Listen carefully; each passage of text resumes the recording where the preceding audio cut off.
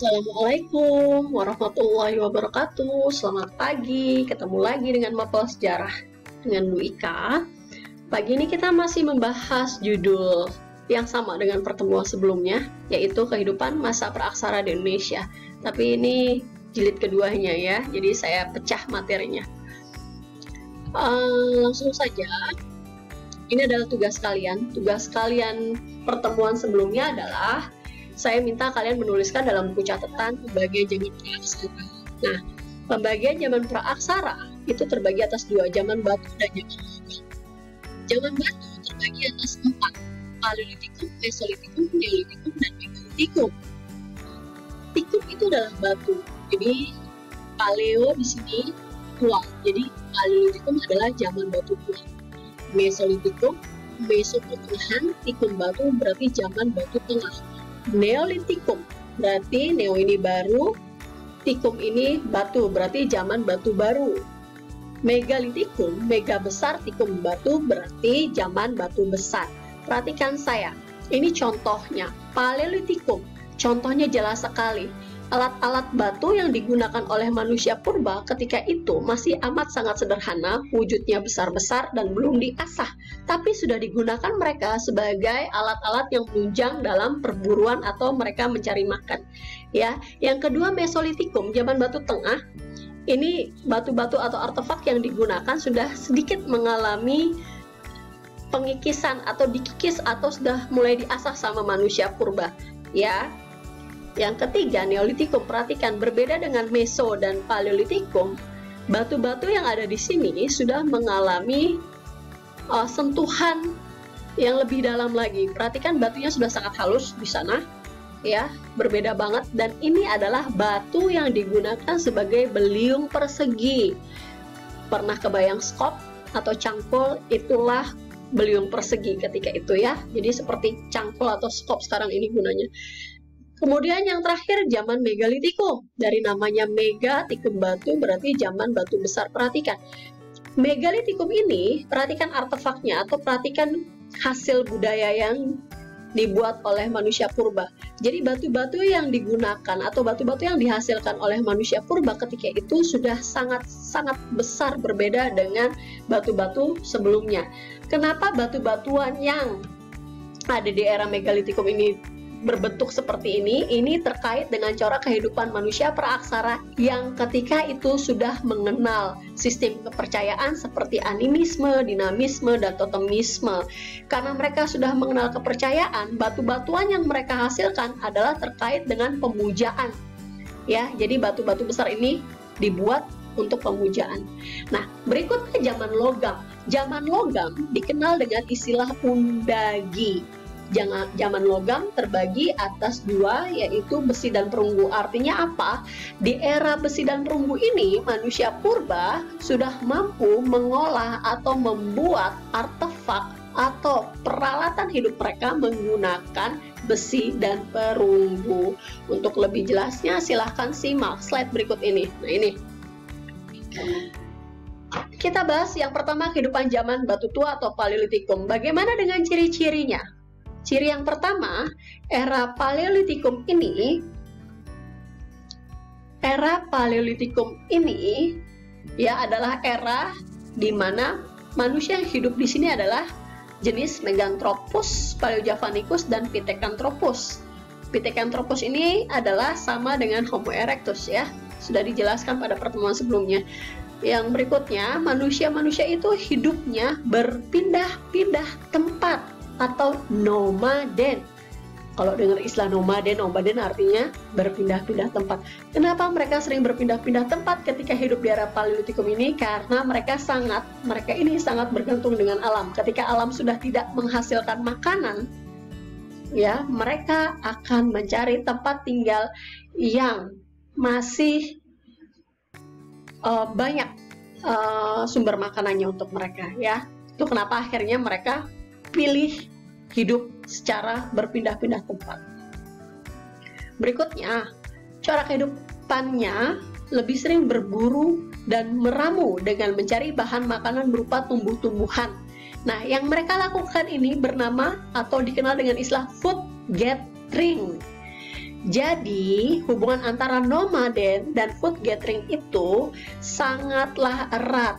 Dua manusia purba ini ketika sudah tidak bisa mendapatkan makanan karena gaya hidup mereka adalah food gathering, sangat bergantung dengan alam, ya, sedangkan alamnya sudah kehabisan makanan untuk mereka misalnya, mereka akan berpindah tempat mencari alam tempat tinggal yang menghasilkan banyak makanan daripada tempat hidup sebelumnya.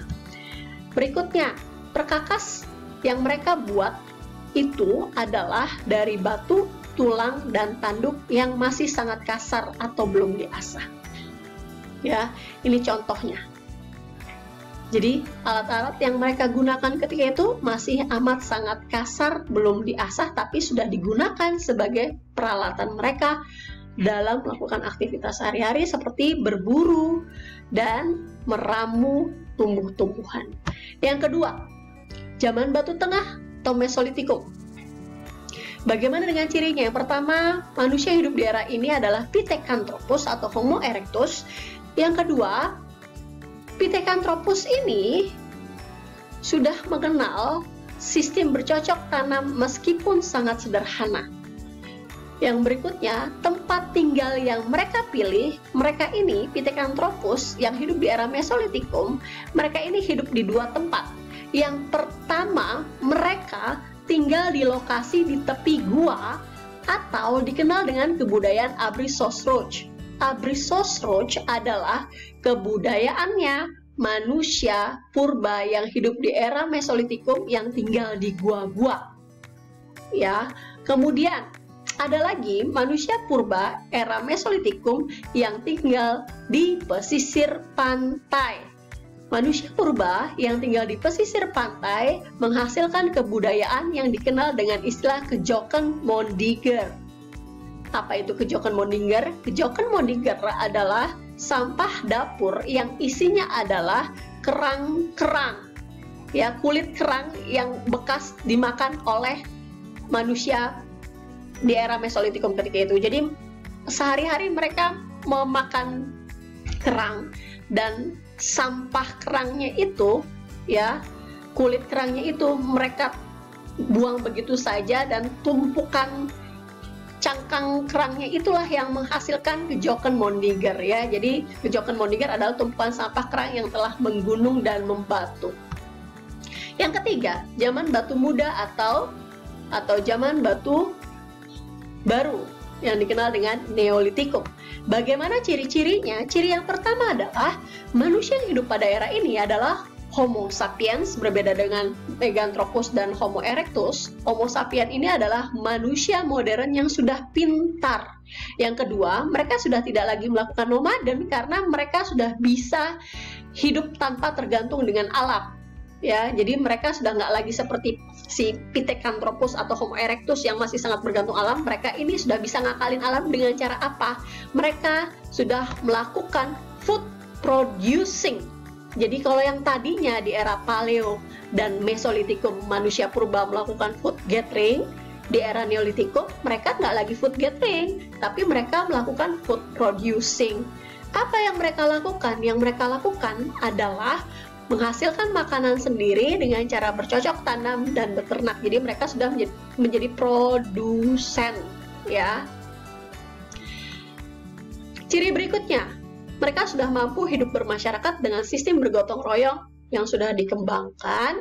Kemudian bagaimana dengan perkakasnya? Perkakas yang mereka buat atau alat-alat yang mereka buat untuk menunjang kehidupan mereka terbuat dari batu, tulang yang sudah diasah sedemikian halusnya. Coba perhatikan ini contoh batu-batu yang sudah diasah sedemikian rupa. Ini adalah beliung persegi, bayangkan skop atau cangkul, ya. Itulah beliung persegi yang mereka gunakan ketika itu, ya. Kemudian berikutnya adalah masa Undagi. Masa Undagi atau masa zaman logam, ya. Bagaimana cirinya? Sederhana saja cirinya. Zaman Pundagian adalah zaman di mana manusia sudah mengenal pengolahan logam baik besi dan perunggu.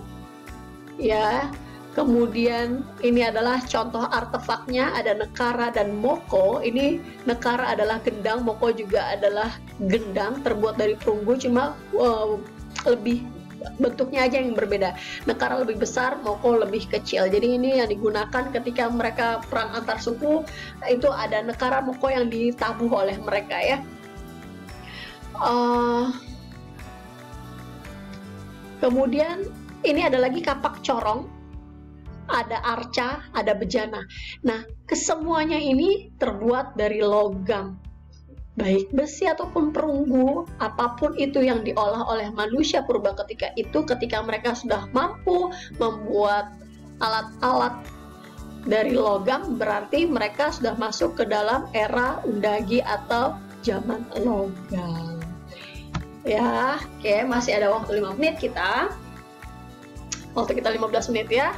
Lanjut materi berikutnya, singkat saja, yang punya buku silakan buka buku halaman 37.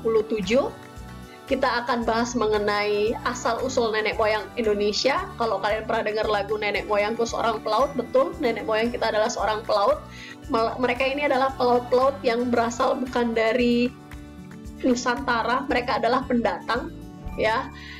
Pendatang-pendatang ini terbagi atas dua. Yang pertama, pendatang pertama dikenal dengan suku bangsa Proto-Melayu atau Melayu Tua. Bangsa Proto-Melayu atau Melayu Tua ini masuk ke Indonesia sekitar tahun 2000 sebelum Masehi. Nah, bangsa Proto-Melayu atau Melayu Tua ini sekarang ini